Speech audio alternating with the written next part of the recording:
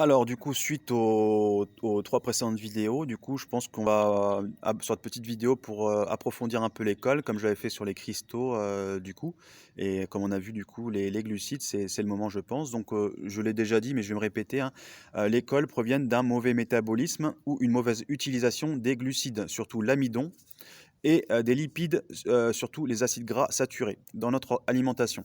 Une mauvaise mastication ou un excès de produits à base d'amidon pas suffisamment mastiqués entraîne ce genre de toxines. 50% de la digestion des glucides se fait par la mastication, qui est un acte volontaire, donc qui dépend de nous. L'amylase, qui est l'enzyme qui dégrade l'amidon, est sécrétée par nos glandes buccales lors de la mastication. Donc une mauvaise mastication, et ce sont des macromolécules qui ne seront pas assez dégradées pour être assimilées par notre système sanguin. Elles seront donc soit assimilées par notre système lymphatique, soit évacuées dans nos selles.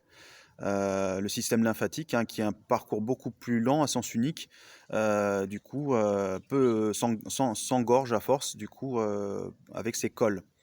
Voilà, mais c'est la capacité, du coup, d'absorber de plus grosses molécules que peut le faire le système sanguin. Alors le système lymphatique, on le verra plus tard, hein, donc on l'a dit, va finir par s'engorger par ses cols. Quand on fait le rapprochement avec les morphotypes, hein, ce sont plutôt les tempéraments plus dilatés qui sont sujets à ce type de toxines.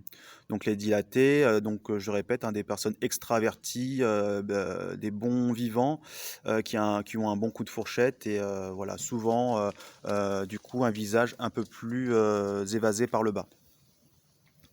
Voilà, donc on les appelle, le morphotype dilaté, on l'appelle aussi sanguinopléthorique, avec des troubles souvent d'ordre cardiovasculaire. Les pléthores sont des épaississements sanguins.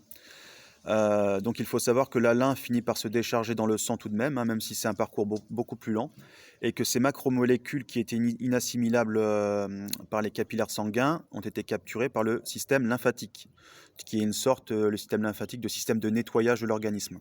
Mais cette lymphe finit tout de même par se déverser dans le sang, au niveau donc du coup des veines sous-clavières.